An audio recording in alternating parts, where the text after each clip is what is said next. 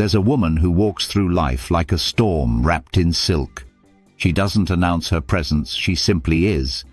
And when she enters a room, something shifts. Not because she demands attention, but because she commands respect without uttering a single word. She's the Sigma female. And here's the truth that makes most men uncomfortable. Most of them aren't built for her. She doesn't need rescuing. She doesn't need completing. She doesn't need a pedestal or a cage. What she needs is something far more rare. Today, we're going to explore the kind of man who can not just handle a Sigma female, but match her frequency. The man who can dance in her fire without getting burned. The man who can stand beside her without trying to stand in front of her. This isn't about dominance, it's about resonance. It's about two powerful forces recognizing each other in a world that constantly tries to dim their light. Let's begin. Before we can understand the man who can handle her, we need to understand her. The Sigma female is the rarest archetype in the social hierarchy. While alpha females command the room and beta females seek harmony, the Sigma female exists in a category entirely her own. She's the lone wolf with a poet's heart, the warrior with a philosopher's mind. She doesn't reject society, she transcends it, fiercely independent. Her autonomy isn't rebellion, it's her natural state. She's built herself from the ground up, and she knows her worth isn't determined by external validation. Mysteriously selective. She doesn't have a roster. She doesn't play games. When she gives her time, it's because something or someone has genuinely captured her interest. And that interest? It's earned, not given. Emotionally self-sufficient. She's done the work. The therapy, the shadow work, the late-night journaling sessions. She knows her demons by name, and she's made peace with them. She doesn't need you to fix her because she's not broken. Unconventionally magnetic. She doesn't follow trends. She doesn't perform femininity according to society's script. Her power lies in her authenticity, raw, unfiltered, unapologetic. But here's where most men falter. They meet her strength with ego. They meet her independence with insecurity. They meet her mystery with a need to control what they don't understand. The alpha male tries to dominate her. She leaves. The beta male tries to win her with worship. She respects him less. The narcissist tries to dim her light to make his shine brighter. She vanishes like smoke. So, who can handle her? Enter the Sigma male, not the loudest man in the room, not the most popular, not the one seeking approval or status. He's the man who's so secure in his own path that he doesn't need an audience to validate it. The Sigma male and Sigma female recognize each other instantly, like two ancient souls speaking a language the world has forgotten. Most men are intimidated by a woman who doesn't need them. Their entire identity has been built on being needed, being the provider, being the solution. But the Sigma male, he's attracted to strength, not fragility. Her independence doesn't threaten him, it intrigues him. He sees her power and thinks, finally someone who can keep up. He doesn't try to make himself bigger by making her smaller. He's not competing with her, he's complementing her. Two separate forces creating something exponentially more powerful together. The Sigma male understands that love isn't possession. He doesn't track her movements, demand constant updates, or guilt her for needing space. Why? Because he needs it too. He has his own mission, his own mountain to climb, his own demons to face. He's not looking for someone to fill a void. he's looking for someone to share abundance with. When she says, "I need some time alone," he doesn't spiral into insecurity. He says, "I understand. I'll be here when you're ready." And then he goes back to building his empire. The Sigma female can't be manipulated with games, guilt trips, or emotional manipulation. She sees through it all. What she craves is real conversation. Deep, raw, uncomfortable truth. The Sigma male gives her that. He doesn't hide behind toxic masculinity or emotional unavailability. He's done his inner work. He can articulate his feelings without becoming his feelings. He can be vulnerable without being weak. When they talk, it's not small talk. It's philosophy at 2 a.m.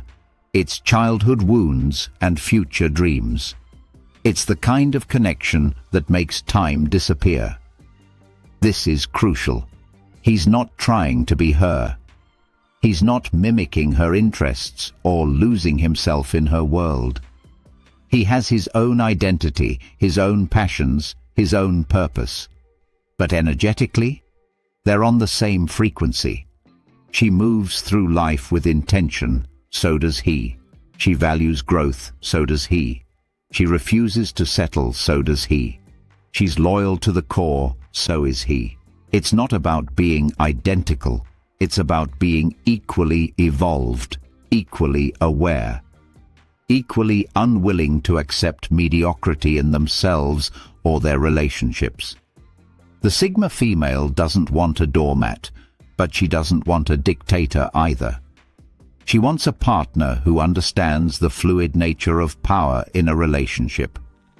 The Sigma male has the confidence to lead when his strength is needed and the wisdom to step back when hers shines brighter. There's no ego in it, just strategy, just respect. In one moment, he's planning the adventure. In the next, he's supporting her vision. It's a dance where both partners trust each other enough to occasionally close their eyes. So, what does this rare connection actually look like in practice? They can spend days apart and come back together without resentment. She can take a solo trip. He can have his cave time. Neither feels abandoned because they both understand that space isn't distance, it's renewal. When they reunite, they have stories to share, growth to celebrate, and a hunger to connect that distance only intensified. They don't need to fill every moment with noise. They can exist in the same space, doing their own things, and feel completely at peace. The connection isn't dependent on constant engagement. It's woven into the fabric of their presence. Sometimes love is loud and passionate. Sometimes it's quiet and secure. They know the difference. Neither of them is interested in stagnation. They're both on a path of constant evolution, and they support each other's transformation even when it's uncomfortable. She's starting a business. He's her first investor emotionally and sometimes financially. He's changing careers. She's his biggest advocate. They celebrate each other's wins without jealousy. They hold each other accountable without judgment.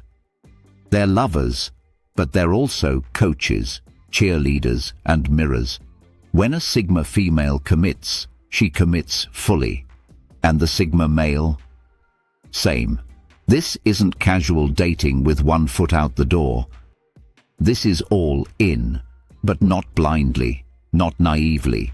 They've both been burned before.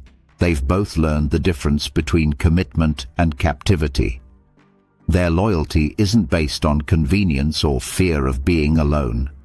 It's based on choice. Every single day, they choose each other. And that choice is more powerful than any vow. When two Sigma personalities come together physically, it's not just bodies meeting, it's souls colliding.